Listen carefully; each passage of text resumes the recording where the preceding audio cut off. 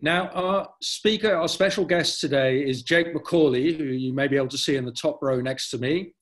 Now, Jake, who's just waving there, is the Washington Post correspondent in Paris for the Paris correspondent of the Washington Post.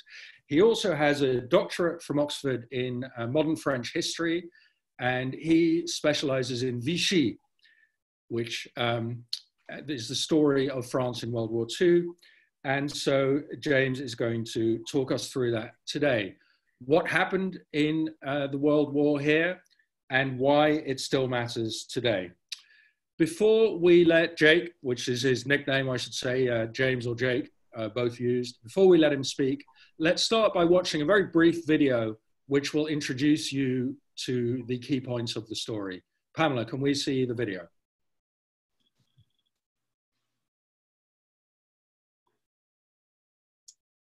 All right.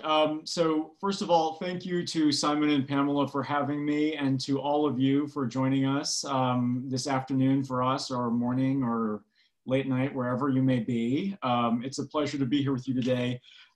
Before we get started, just a few words about what we've just seen on that video. So that in the video, you saw some really striking footage of France in the summer of 1940, when the government fell to Nazi Germany as part of Hitler's crusade across Europe.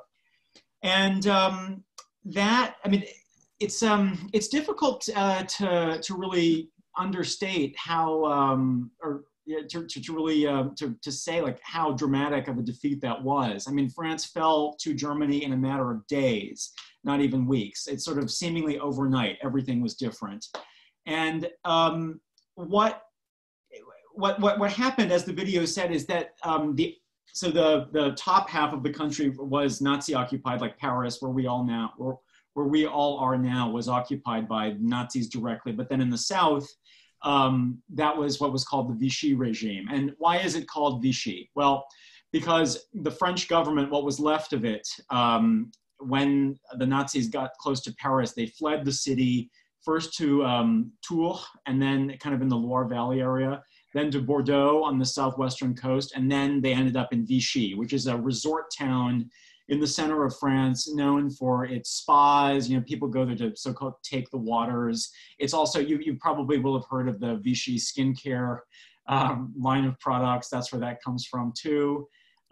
Anyway, so it's a kind of very strange place for a government like that. It's this kind of gilded resort town. Anyway, it became the seat of this collaborationist government. And I think, you know, if you've heard about it, you will know that Vichy was this extremely right-wing, collaborationist, and institutionally anti-Semitic government that existed between 1940, the summer of 1940, and 1942, when the Allied forces landed in North Africa. And then at that point, Nazi Germany took over the entirety of France, not letting anybody have anything autonomous anymore. So that's the gist of the story. I mean, it was this hyper-reactionary force. And the key thing to know about it is that this happened sort of independently of Nazi imposition. So this is what the French themselves did in many cases without being pressed by anyone, occupying power or not. And I think the question, the key thing is, well, why are we still talking about this? Like, why are we sitting here during the lockdown almost 80 years later talking about the Vichy regime? I mean, it's in the story of World War II, I mean, it's an important but ultimately kind of small part in the grand scheme of things, especially now. Well, it may seem that way. And I would say that, you know, these have been extremely challenging years for us all, wherever we are based. And I think one of the questions that many of us have is how fascism takes root in seemingly healthy societies like many we see in the West, and so quickly. And that's really the story of Vichy. I mean, it's amazing how quickly this happened. And the fact that, you know, no one really asked them to do what they did, this sort of horrible exclusionary racist agenda, that sort of seemed to come from nowhere, except it didn't. And I think the key point that we will look into today is the way in which, you know, we often think about fascism and these kind of these regimes as viruses that come from afar and infect a seemingly healthy society as if it was some sort of foreign, invader. But actually, when we look closely, the story of Vichy is that the fascism was there all along. There were elements of it there for generations, and Simon and I will talk about that, how there were these sort of two Frances, and there was always this element that went back to the beginning. But the point to know is that, this wasn't, this was like this from the beginning. There were elements of Vichy long before Hitler came to power, long before the Nazis invaded France. And it really was just a sort of perfect storm that allowed these elements to sort of come to the fore and dominate politics. And so I think that that's a really important lesson for all of us to keep in mind as we wonder what is happening to our own countries. Sometimes it's better to look inside than outside for what is happening. So I would say that now that's sort of the reason to care about this story, which seems small but actually is very profound. And I think now we may be ready for our PowerPoint.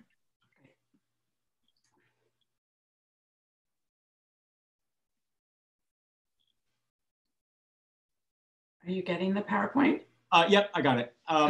So on that note, what interests me the most is sort of what happened before the Second World War, and how, if I'm going to make an argument in this little class today, it is that Vichy began long before the Nazis ever arrived in France or Hitler rose to power, and it didn't quite end when World War II ended either. With the liberation of France by the Allies. And so essentially, again, and keep in mind, I'm going to condense a ton of history into a very brief window today. But long story short, since that's how it's done here at Pandemonium U, is basically so the French Revolution, this seminal, huge, important event in modern European history. It has this sort of extremely, well, no pun intended, revolutionary agenda to pursue this program of universal citizenship for all. It's about liberty, equality, fraternity, down with the old regime. Let's lift up ordinary citizens. Let's change the fabric of our societies completely, and it did. But then, there is this sort of specifically French element to what happened. So French Revolution, 1789, okay, and then Vichy, 1940. So there is, there's the entire 19th century and then the first chunk of the 20th century in between those two events.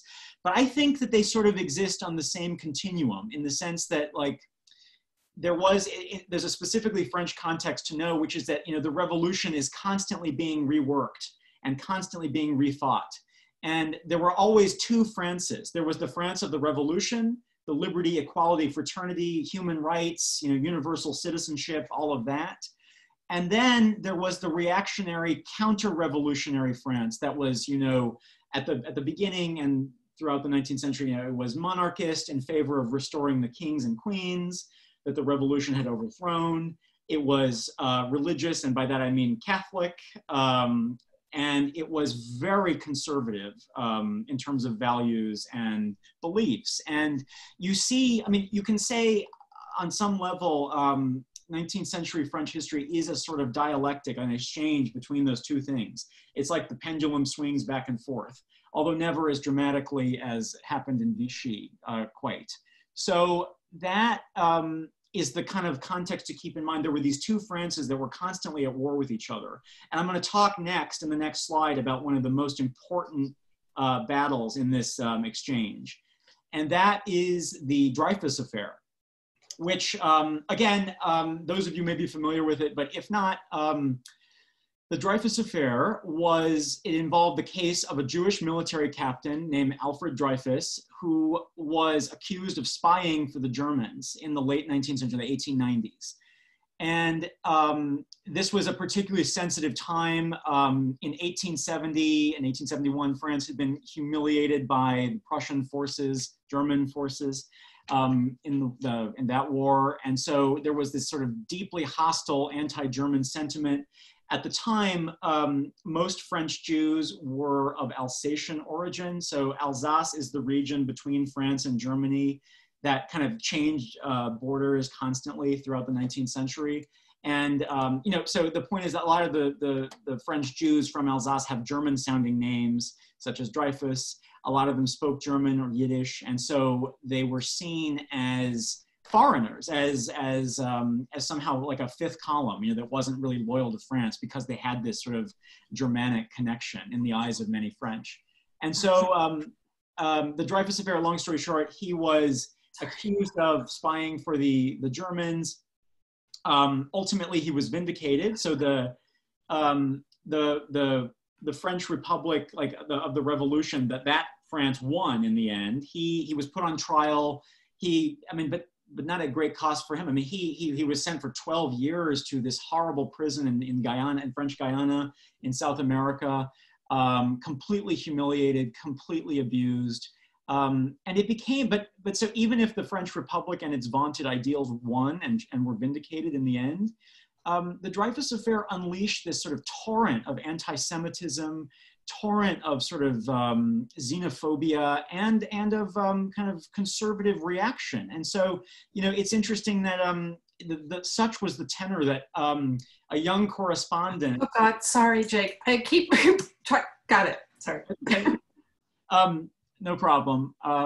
A young correspondent for a Viennese newspaper was called Theodor Herzl at the time in Paris, and he witnessed the Dreyfus Affair, which is one of the formative experiences that he had in formulating what became, his sort of Zionist ideology later on. And people really thought that if there was going to be a big problem with Jews in Europe, it would happen in France because of the Dreyfus Affair. So, and keep in mind, this is about 50 years before Vichy is even on the horizon. So that is sort of, it's in the soil, it's in the air, it's what people are talking about. And the notion that, a Jew is a foreigner is very, very common, in a way very French at the time. And so I'm going to talk next in the next slide about sort of building on that, where a lot of the Vichy ideas come from. And so the guy on the, let's see, on my left of the screen with the kind of, it looks like a preacher's collar, whatever we call that, he is called Maurice Barrès, and he was this sort of, at the time, like very famous French journalist and writer who was deeply nationalist and deeply Catholic. And he had this notion that a nation was like a, he's most famous for this book called Les Déracinés, the deracinated, the uprooted, meaning that like the problem of the contemporary society is that, people have been disconnected from the land, cities are bad, railways are bad, we need to return to our roots. And the nation was like this giant tree that stuck up out of the soil that you were either part of or you were not, right? So the French Revolution, that France, was all about, well, anyone can be a citizen insofar as you assimilate into our culture and our ideals. But Barrès and his associates were like, no, that's not true. You can only be a part of our country if you belong to our soil, and thus like I mean, they didn't go so far as to talk about like the ethnicity as much as such, but it was definitely part of the perspective. Now, on the other side, so the reason I mentioned Barrès, who again, like I realized no one listens to anymore, no one kind of has heard of, is that it was so formative an ideology at the time. And so on the other side of the screen, you see this guy, very stern looking, named Charles Maurras. Sorry, Maurras is the guy with the mustache or the guy with the beard? The mustache. Sorry, the guy with the beard. Maurras is the guy with the beard and the tie. Yeah. I guess they both have preacher's collars now that I look at it. But anyway, so Maurras. Yeah, so Maurras, the guy with the kind of nasty looking beard and nasty personality, he was kind of a bridge between what you might call the ideas of Maurice Barrès, although I hesitate to even dignify them with that label, and the kind of call to violent action. So Maurras founded this organization called l'Action Française, the French Action, or Action for France. And it was about sort of, I mean, it did many things, but among others, it organized these sort of groups of thugs, nationalist thugs, that went out and attacked like foreigners and people that they viewed as undesirable. And, sometimes that was a leftist that they didn't like because they hated sort of perceptions of Marxism, etc. Or it was just Jews. And so, in 1925, Charles Maurras was indicted because he incited death threats against France's then interior minister, who was this Jewish guy called Abraham Schramek. And then in 1936, Maurras was again indicted in connection with organizing a mob that nearly killed Léon Blum, who was France's first Jewish prime minister and the leader of the Popular Front, which was this sort of leftist government at the time. So this is important to keep in mind. So like there's a bridge between the ideas and then the action.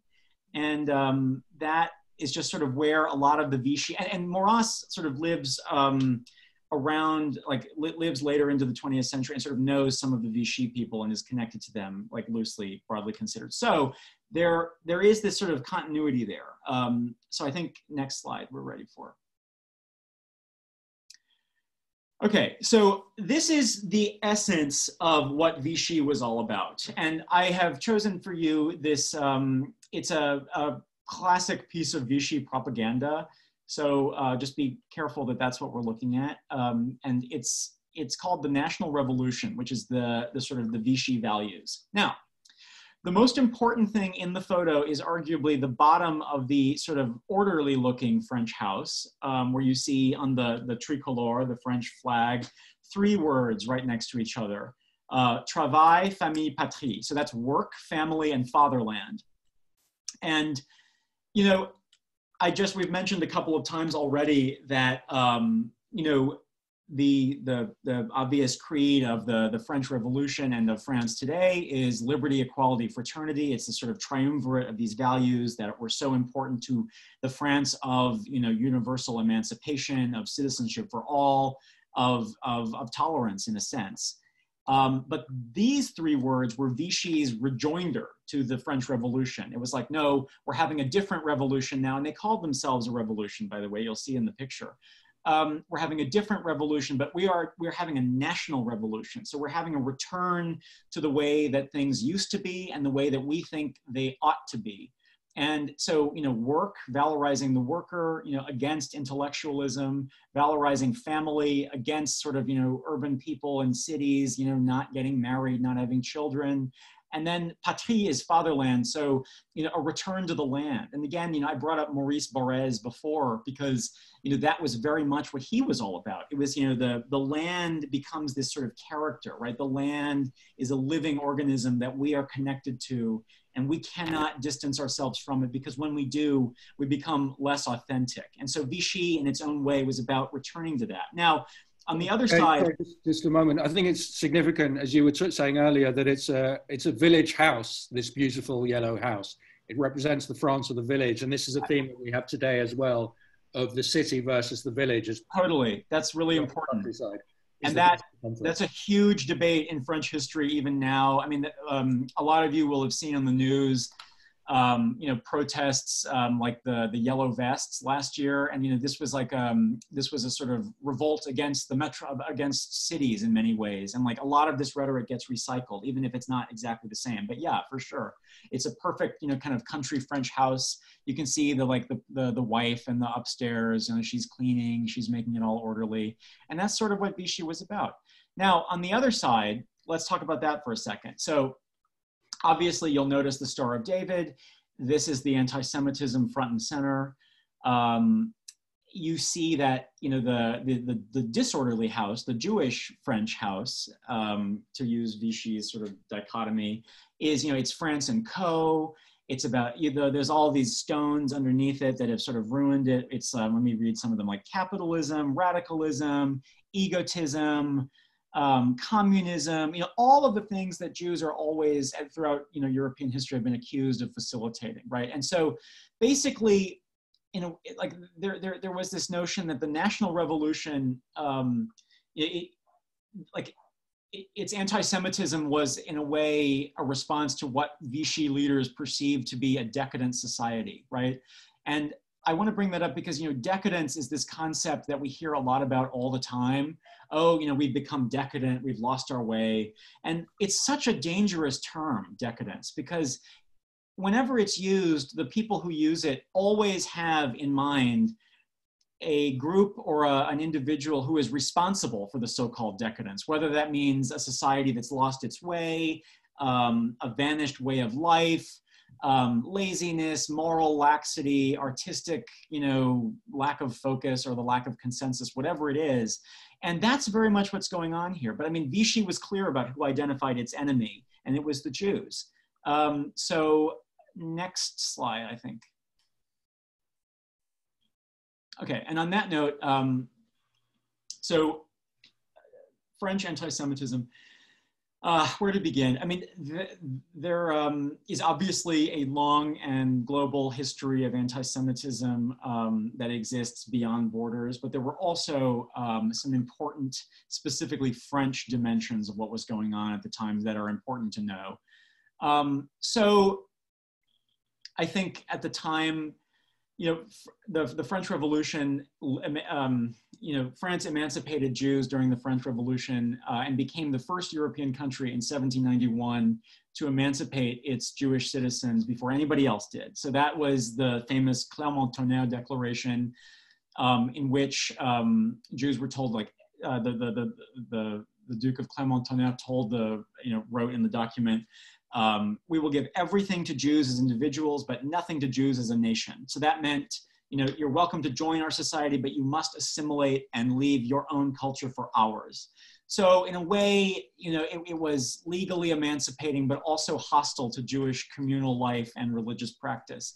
And that builds on the sort of Enlightenment hostility of people like Voltaire, who, that was in part of their reaction to religion. They saw Jews as perhaps the most backward of all religious observers because of the history of the Jewish people and the rituals of the Jewish faith.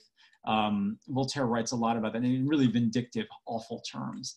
And then in the 1840s, there were sort of, Karl Marx, was actually, not a lot of people know this, but he was a student in Paris in the 1840s, and he wrote that sort of famous essay called On the Jewish Question, which is, recycling, any number of stereotypes about Jews and finance. And sort of, this is a lot of where the sort of capitalist critique comes from that sort of, haute finance, as the French call it. Well, that's because in the 1840s, there were people like Proudhon, Fourier, all of these French social thinkers that were just incredibly hostile to Jews and to finance as well. So that's where it comes from.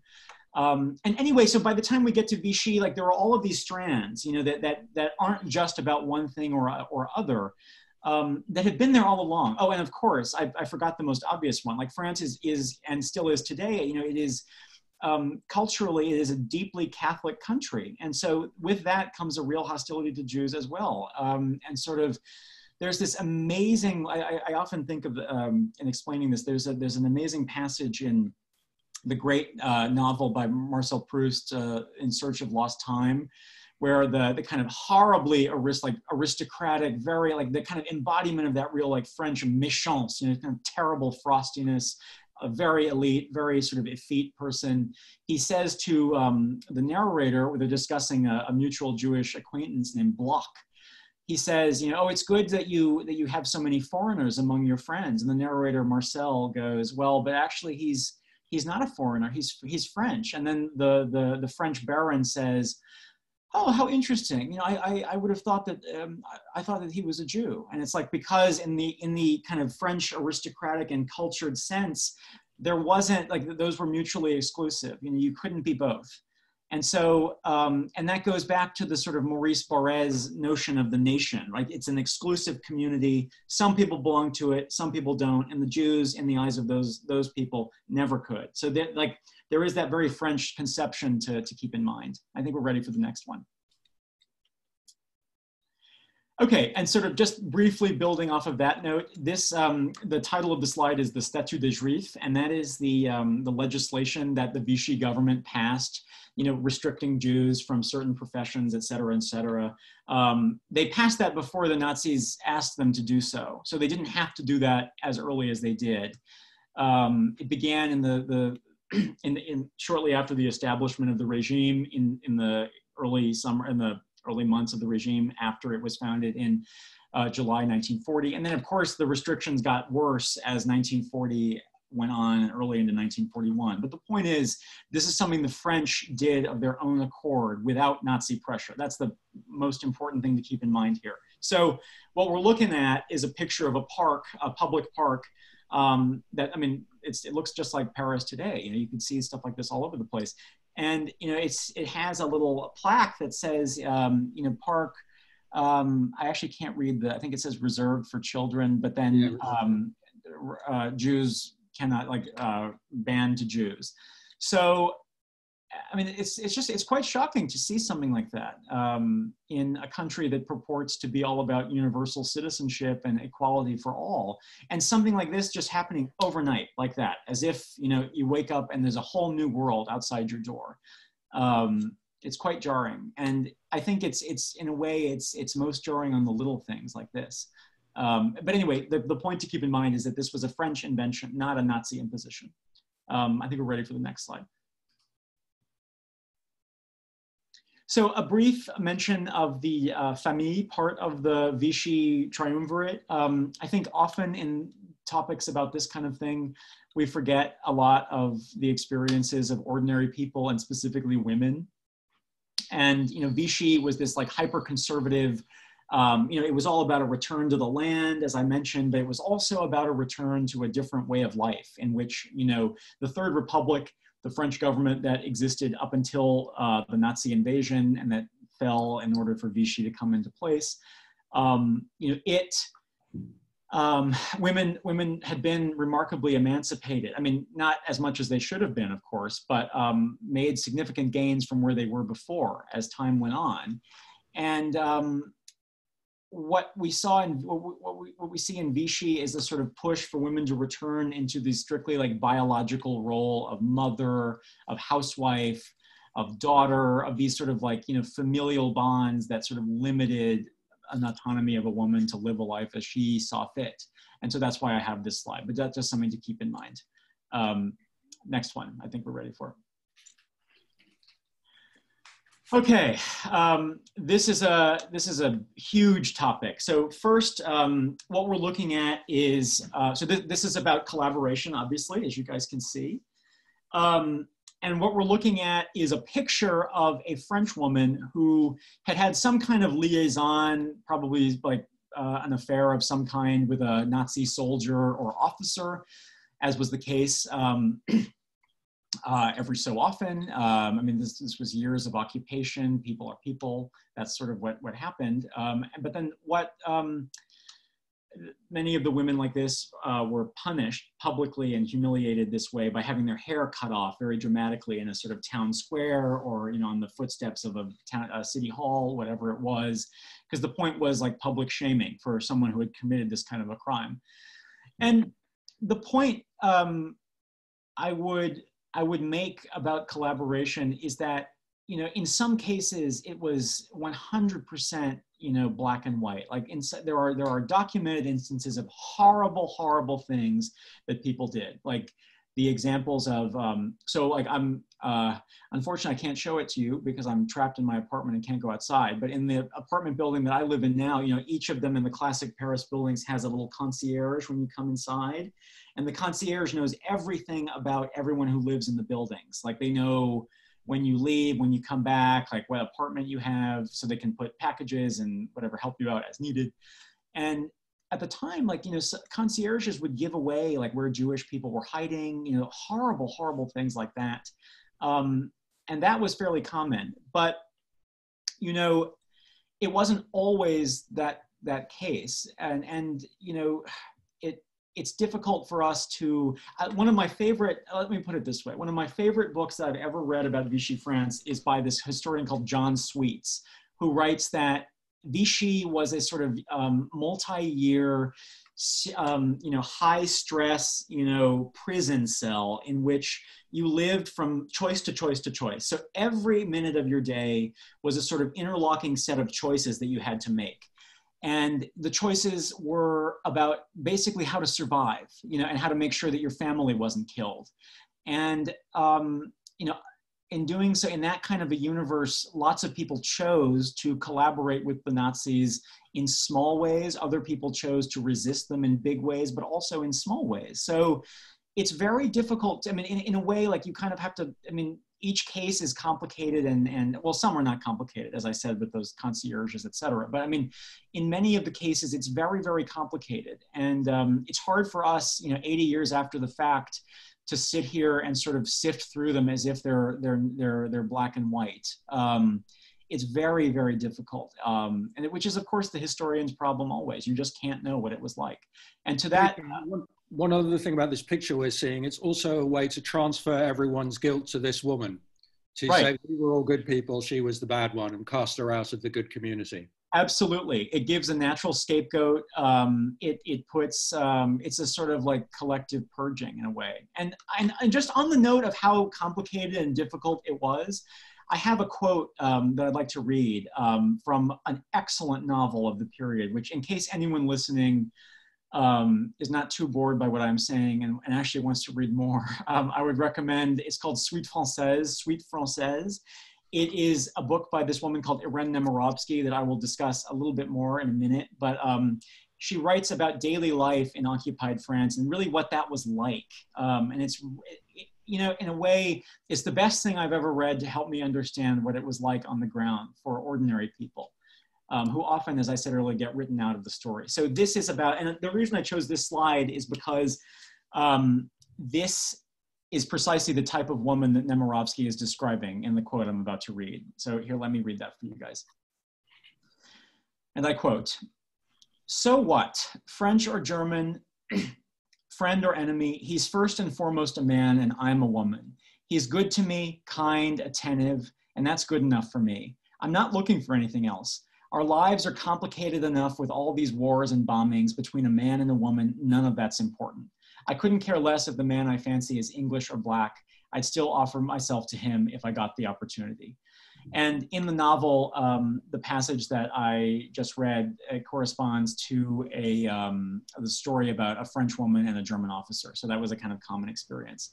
But I think that, so yeah, just kind of keep that in mind when we move forward. Okay, and now we're ready for the next slide. By the way, there'll be a chance to ask questions later. And meanwhile, if you click on the chat button, if you have a question, you can write down your question and we'll see it and Pamela will select questions as they come in. So please go ahead and do that if you feel the inspiration. Okay, go on, please. Okay, so, you know, we just read a quote from Nemirovsky, and I wanted to make sure that I showed you a picture of her as well, because, you know, I really don't believe that there's any responsible discussion of this period without, you know, looking at the faces of the victims themselves. I mean, that has to be the center and the essence of any discussion of this experience in this period, because I mean, in the end, they are the only reason that any of this matters. And so we've heard Irène Nemirovsky's voice, and this is a picture of her with her two daughters. And so I recommended and she, of course, let me tell you her story, sorry, before I get ahead of myself. She was, you know, she was a Ukrainian-born Jewish woman who came to France in her youth, who made her whole life in France. She became, in the 1920s, one of the most successful French novelists, or novelist in the French language. She never actually acquired French citizenship, which in the end proved fatal. And like so many other Jewish victims of the time, I mean, she never believed that this could happen to her. And so the novel that you just heard was actually an excerpt of, was actually written in hiding in a small village in the middle of France called Issy-l'Évêque, where, I mean, it's an afterthought. It looks like a sort of crossroads where there's not even a corner store. I mean, there's nothing in this town, but they lived there, she and her husband and her two daughters, as you can see in the picture. And, you know, it's extremely heartbreaking because you see, I mean, you read these stories and you see that it was truly unfathomable for people like Nemirovsky to imagine that the nation that they had put their whole lives into building, in a sense. I mean, she was one of France's most celebrated writers. I mean, she couldn't fathom that it would betray her on the level that it did. And France betrayed so many of its own citizens. You know, that's the part to keep in mind. You know, in the end, the number is 76,000 Jews were deported from France to the death camps in the East. And the Nazi death camps, I should say, Auschwitz and others. But, you know, some of them, like Nemirovsky, did not necessarily have French passports, but I mean, these were people who lived in France, who were arrested in France, and who died because France decided that they were expendable. And, you know, that's why, I mean, that's why all of this matters so much, is that, you know, this is a country that prides itself on being a sort of universal republic, about uplifting, about all of these values. And at the end of the day, I mean, during Vichy, they were exposed to be fiction. And you lose these amazing novelists just like this, and everybody else who maybe didn't write their story, but who had one with them.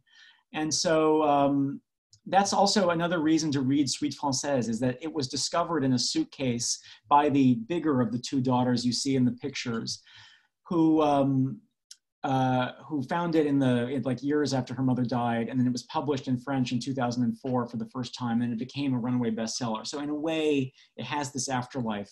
But Irène Nemirovsky is just one of hundreds of thousands of people in France who had this experience, and that is what Vichy did. And it's why we really we have to remember that, you know, this is the consequence of these sort of fascist organisms that live within our societies already. And I think at this point we are ready for the next slide.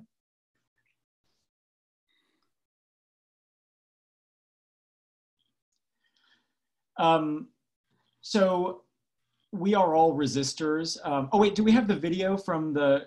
Yeah. Yeah. So on the notion of anti-Semitism and collaboration, I wanted to show you a clip about, another thing that if you are interested in this period, you absolutely must watch is a documentary made in the late 60s called The Sorrow and the Pity, or in French, Le Chagrin et la Pitié, which was actually initially banned from French public television for years because of what it exposed about the levels of collaboration. And it's made by this director, Marcel Ophüls, who is the son of the famous Hollywood director, Max Ophüls, a German Jewish refugee who ended up in Los Angeles. And it's just, I don't even know how to say what it is, except to say it's just incredible. And it's unlike anything I've ever seen. And I highly recommend you all watch it, because it really exposes sort of what it was like on a day-to-day basis. And we have a small clip for you about one of the shopkeepers that he interviews, who basically went out of his way to profit off of the sort of anti-Semitic legislation. And just, I think it's worth hearing how people justified to themselves what they did during the war. And so let's, we'll see it in a second.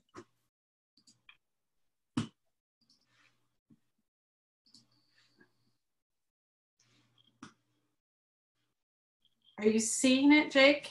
I cannot, No, not yet. but that's no big deal. Yeah.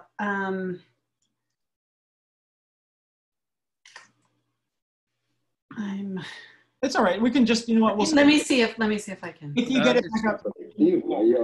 Are you seeing it? No, we're hearing it, but not seeing it. I think you need to share screen. Yeah, there's a.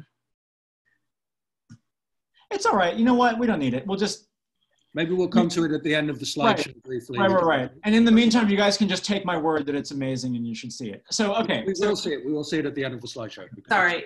No big deal. It's Go on, Jack. A login issue. Go on with the goal. We have the goal on our screen. Yeah, okay. We're saved. The goal is here. But we now need to go back to the goal. Oh, wait, no, here it is.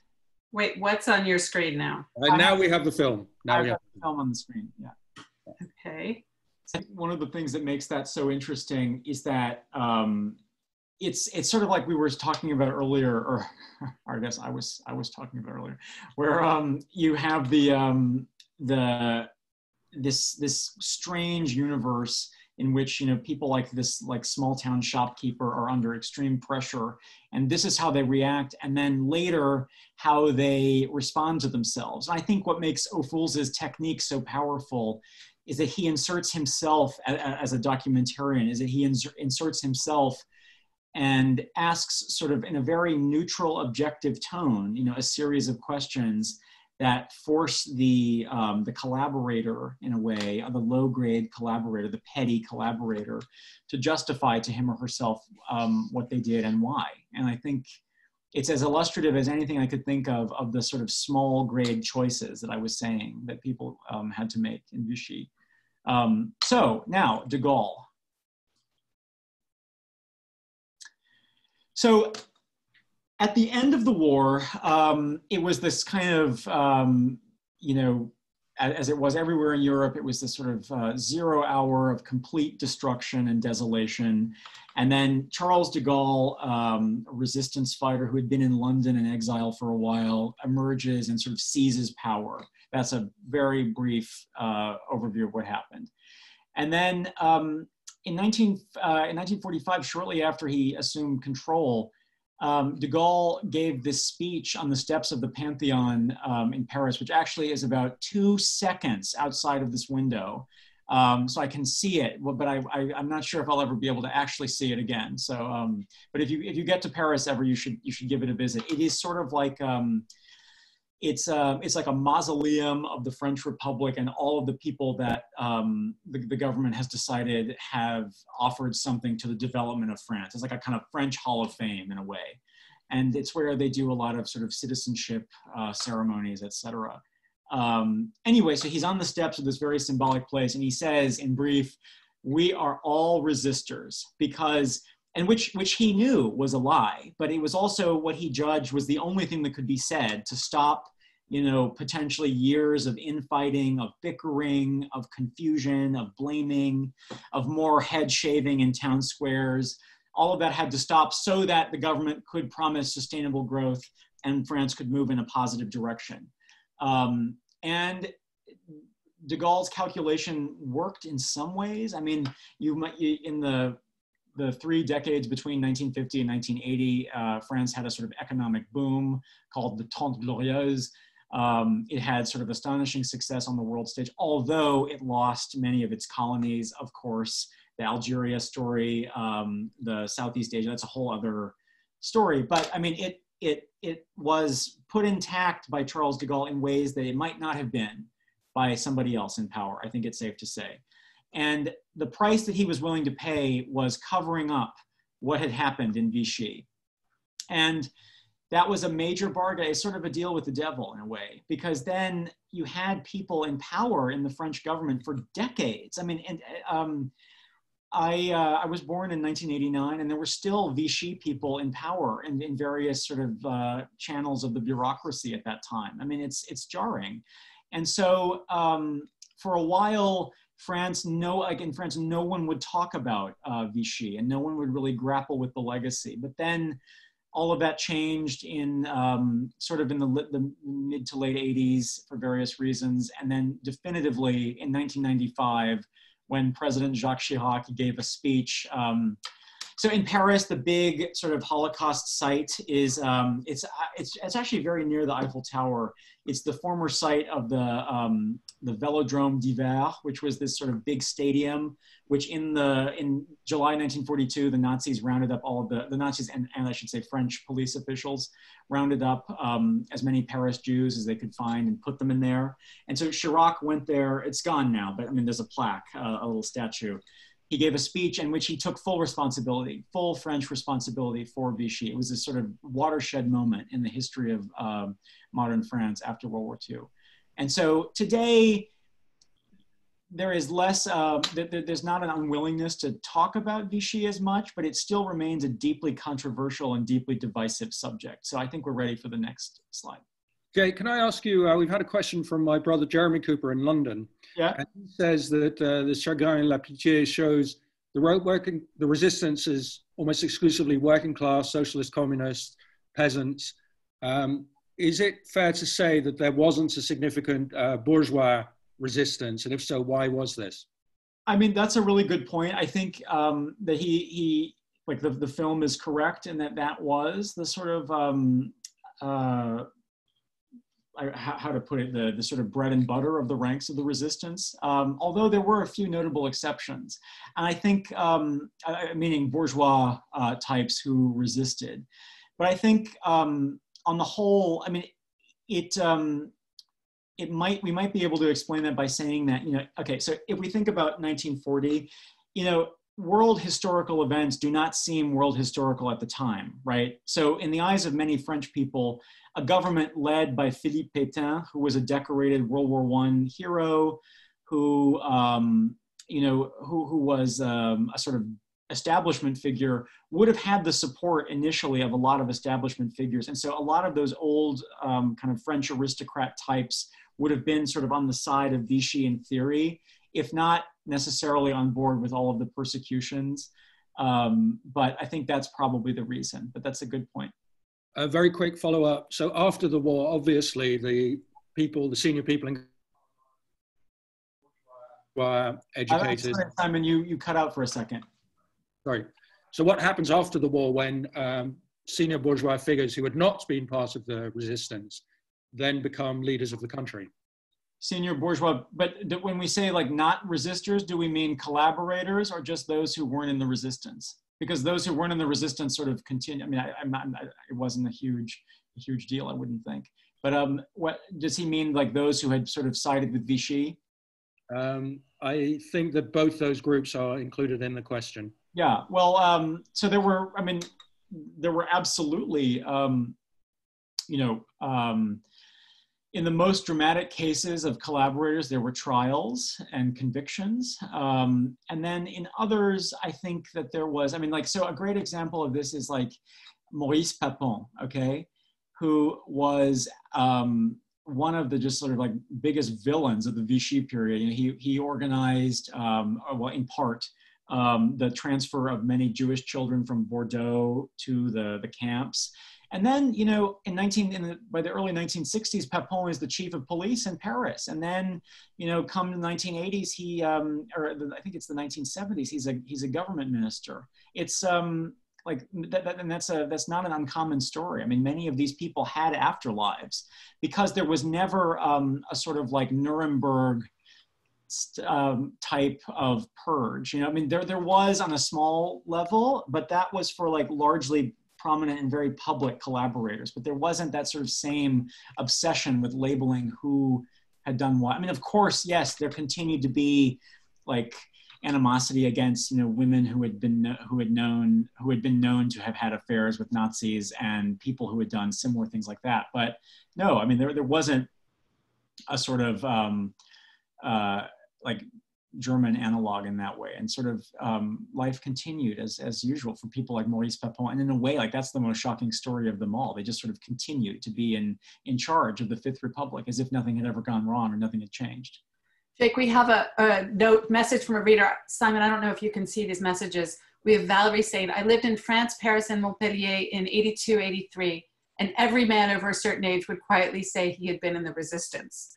I suspected all men over a certain age would say that regardless. You never heard any older man admit to being a collaborator. Is it possible that all those who claim membership of the resistance actually were? I think that was a rhetorical question. No, that's a really interesting observation. And it's, I think that's certainly true with a lot of the like people that I have been able to meet and interview over the course of my research. Many people, at least, the question is you have to ask is, I wonder if they believe that now. It's clearly a story that many told themselves at the time. For some, it may have been true and probably was. But for many, I just don't believe it. And I just don't think so. And so, but at some point, if you tell yourselves a lie and if you repeat a lie to yourself enough, it becomes the truth in your mind. So I think a lot of them genuinely believe that. I just want to very briefly say that this dichotomy, either people were in the resistance or they were collaborators, is one that in Western Europe we drew up after the war, and we applied that to that generation. And most people of that generation were neither. As you say, they were trying to survive, they were trying to muddle through, trying to have a good time maybe, trying to make some money. And the resistance collaboration dichotomy to them was not what most of them were thinking about at the time. Right. No, that's exactly right. It's sort of an unhelpful duality, because in a way it doesn't account for lots of the sort of just ordinary people who didn't really know what they were doing other than surviving. But anyway, to speak very briefly about this slide on the screen, I am most interested these days in the sort of the continuities of the Vichy regime that persist. So there are some sort of technical points to make about like things that the government did that the Fifth Republic, which is France's government now, has maintained. Like these are sort of certain programs and policies, whatever. That's very interesting because it wasn't a sort of complete purge of everything that they represented. But on a cultural level, I mean, that sort of France of Charles Maurras and the sort of the return to the nation, the return to the land, that's still very much with us. And so to highlight the point, I chose for you these two posters that I quite like for what they show us. Not for what they show. On the top is Philippe Pétain, the leader of Vichy, and this is a Vichy era propaganda. And it's him, and it's you can see farmland, and there's a small French village with a church in the middle, right? And it says, "Follow me, keep your confidence in eternal France, la France éternelle," right? This sort of eternal nation that predates us, that we are all part of, and that others, Jews, foreigners, leftists, whoever else, are not part of. And this is what France is about, and this is what we will keep it. And then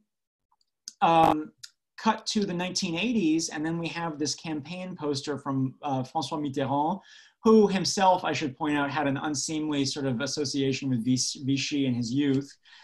And it's the same thing. It's it's la force tranquille, the tranquil force, the quiet force, quiet strength.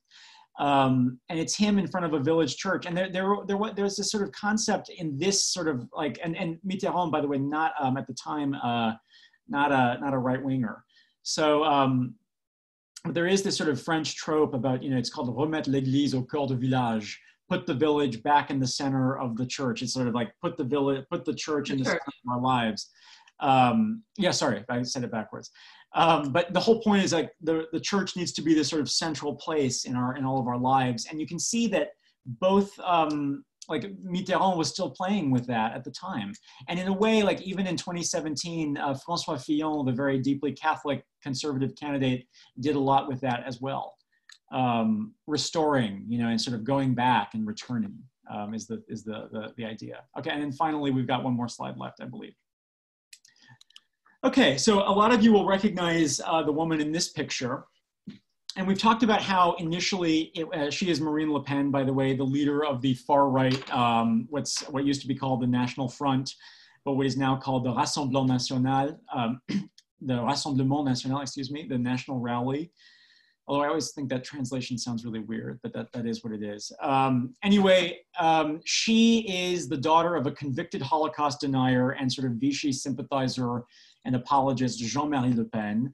And she, in an attempt to distance, to sort of bolster her party's electoral fortunes, has distanced herself from her father's overt anti-Semitism and overt Holocaust denial. However, she still does it in sort of playful ways that appeal to a certain type of French voter.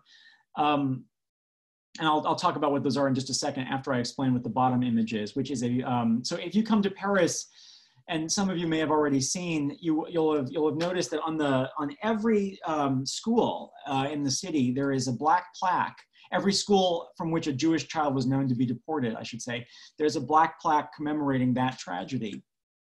And so, in a way, excuse me, on a very performative, like surface level, there is lots of memory of this period, lots of public memory of what happened during the Holocaust in France, lots of memory of what Vichy was about. And yet, Marine Le Pen, her campaign in 2017, a huge part of it was, her message was, I'm tired of having to apologize for the crimes of the French past. I'm tired for having to say we're sorry. I'm tired for being reminded about Vichy. And then of Vichy, she said, that is not France. And it's like, well, yes, it was. It was nothing but France. And this is the sort of the debate that we see now. It's like whether or not a new form of denial, I would say, a kind of soft grade denial, to use Deborah Lipstadt's phrase, is whether there's been too much memory of Vichy, whether we talk about it too much. And I would say that this is the debate that is sort of happening in France now. It's on, you know, how much attention has been paid to Vichy and whether it's too much. And I would argue that there has not yet been sufficient attention, even though it is still sort of in progress. And so that is the bulk of what I had to say with you to share today. If anybody has questions, I'm happy to answer anything. Jake, that was a brilliant 1 hour introduction. Information conveyed in the clearest way. Thank you. We're now going to have just a few questions, starting with one from Claudia Schatz. If anyone else wants to send. So Claudia asks that, you know, there's two groups of people, at least in the war, who say that we are French. One is the Vichyists and the other are the resistance. They both claim to be France. So how do you reconcile these two Frances? And of course, one might add that the resistance itself is split between communists and Gaullists as the two main groups. So you have a far left resistance and a right-wing resistance who are very much not the same people. So how do all these people come to be remade as French after the war? Yeah. So I think in a way, I mean, they all claim to be France and to represent something profoundly French, and they're all wrong, but they're also all right. You know, they do each represent a different strand of something very profound in France's intellectual history and climate. And after the war, I don't think it was an easy transformation into a sort of unified nation. I mean, definitely not. And like the whole history of the communists in France after the Second World War is fascinating. And I wish we had more time to talk about all of that. But you had this sort of strong leader. You had Charles de Gaulle. You had also the Algerian crisis, which completely remakes the sort of like, definitely the French government. It's what gave us the Fifth Republic in its current form. And it completely sort of changed these sort of World War II level divisions. So I would say that's a short answer to a very good and very complicated question. Thank you, Claudia. Pamela, do you see any more questions that you have access to that I can't? Yes, there's one from Yigit now. Jake, do you see similarities between the anti-migrant discourse that we hear in the West now and the anti-Semitic discourse of the Vichy era? That is a very good question as well. I think there are important similarities, but also some differences. I mean, in the French case, I think it's the same sort of political line of like political camp, I should say, that has harbored both of those views. So like that other France that I was talking about, the France of Charles Maurras, of these conservative right-wing reactionaries today, they are obsessed with what they perceive to be the sort of, you know, Muslim invasion of France. Like you might have heard of the Great Replacement, this conspiracy theory, this right-wing conspiracy theory. That's from France. Where else would it be from on some level? But that, you know, it comes from this, because France was a colonial power that had all of these holdings in North Africa, especially Algeria. And there's this sort of very complicated relationship with Islam because of all of that. But then there are other differences as well, I would say. I mean, I think there's nothing, I mean, it's hard to how to put it. I mean, the rhetoric is there, but then the actions have, like, there are not necessarily like, I mean, there were horrible, I mean, what am I saying? There were horrible massacres, like in 1961, Maurice Papon, the police prefect who ran Paris at the time, you know, basically oversaw this like terrible massacre of Algerian nationals protesting in Paris. We don't know exactly how many bodies, but like something like 200 or 300 thrown into the Seine and drowned. I mean, so terrible things have happened. And yet, you know, it's not the same, it's not, like a sort of Nazi and Vichy sort of Holocaust situation. And I think that like attempts to compare the two often sort of lose sight of what the 40s were really like. Pamela has collected some questions. Pamela, go for it. I've been getting a lot of suggestions for future reading. Peter Cazares suggests Au Bon Beurre by Jean Dutourbe, the good butter. Someone else points out that Suite Française is also a movie, since we're all looking for things to watch. With Kristen Scott Thomas, I believe. Oh, really? And someone else says there's a British TV series, a comedy about the French resistance called Allo Allo. That's right. Yeah. She said it's sort of dark comedy. And someone else asks how we can get in touch with Jake McAuley. I would say probably. Easily. Yeah.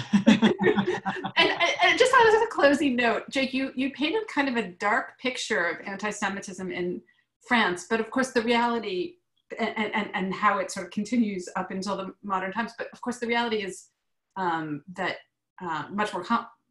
reality is that France is not more anti-Semitic if you look at polls than other European countries, or even more than the United States. And in fact, most French people express little or no anti-Semitism. That's true. Although, in Europe, I mean, France has had many, unfortunate incidents in recent years. So, I mean, that it is a big problem. But I agree, it's not necessarily a bigger problem here than it is in the U.S., for instance. And that's sort of, I think, important to keep in mind up too. Pamela, do you have any more questions from anyone? People are asking for more suggestions for further reading books about everyday life in Vichy. Jake, so the best one on that I would highly recommend is by a professor at Oxford called Robert Gilday, who, and the title of the book is Marianne in Chains, and it's about daily life under the occupation. And it's all of that stuff, like kind of what was it like to get bread? What was it like to live? What was it like to move to a small village? And, it's very, very good. So I would start with that. And it's written in a very accessible, kind of readable way. So I love it. What about Robert Paxton, Jake? I mean, he was the guy. Thank you. How dare I end this this broadcast without mention of Robert Paxton? Long story short, Paxton is the man when it comes to Vichy studies. Like, he is an American historian who is, I think, these days emeritus at Columbia. He wrote this book in the 1970, more or less. Late 1960s, though, which is even better, in English. But it was the first book that revolutionized sort of what had been a kind of like cover-up scholarship of Vichy. So he used, what made it so special was that Paxton used both French and notably German archives for a book that then showed that France actively collaborated with the Nazis and was not just a victim. So he is sort of like the father of modern Vichy studies and is absolutely the guy that you should read as well. Very, very important. Joe Boyle mentions France After the Liberation and Henri Rousseau's the Vichy syndrome. Yeah, that's very good too. That's sort of about the memory wars and sort of what they mean. It's very good. Joe Boyle mentions a very new museum that's just opened in Paris, the Musée de la Libération, which now, of course, is closed. But when it reopens, when you all come to Paris, please do go there. Yes, absolutely. Absolutely.